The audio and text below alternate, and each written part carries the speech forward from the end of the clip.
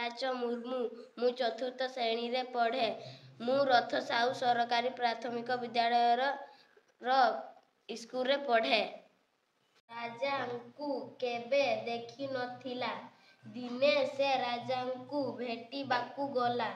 ଜଗୁଆଳି ତାକୁ ଅଟକାଇ ପଚାରିଲା, କୁଆଡ଼େ ଯାଉଛ? ଲୋକଟି କହିଲା, ମୁଁ ରାଜାଙ୍କୁ ଦେଖିବାକୁ ଯାଉଛି। ଜଗୁଆଳି ଭାବିଲା, ରାଜା ତା ସାହସ ଦେଖି ଖୁସି ହେବେ। ଜଗୁଆଳି କହିଲା, ମୁଁ ତୁମକୁ ରାଜାଙ୍କ ପାଖକୁ ନେଇଯିବି। ତା ବଦଳରେ ମୋତେ କ'ଣ ଦେବ?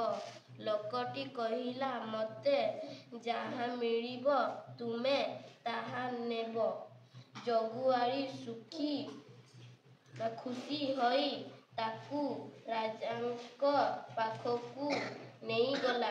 ରାଜା ପଚାରିଲେ, କିଏ ତୁମେ? କୁଆଡ଼େ ଆସିଲ?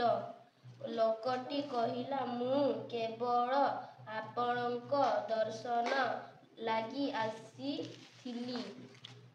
ଏକଥା ଶୁଣି ରାଜା ବହୁତ ଖୁସି ହେଲେ। କହିଲେ, ମୁଁ ତୁମକୁ ଉପହାର ଦେବାକୁ ଚାହୁଁଛି। କୁହ ତୁମର କ'ଣ ଦରକାର? ଲୋକଟି କହିଲା, ମୋତେ 100 ଜୋତା ପହାର ଦିଅନ୍ତୁ।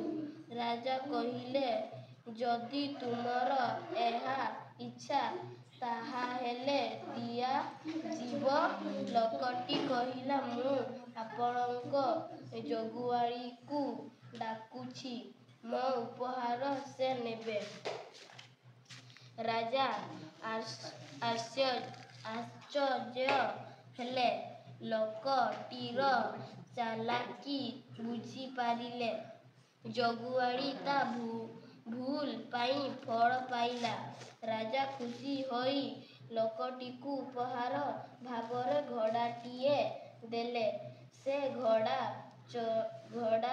ଚଢ଼ି ଖୁସି ମନରେ ଘରକୁ ଫେରିଲା।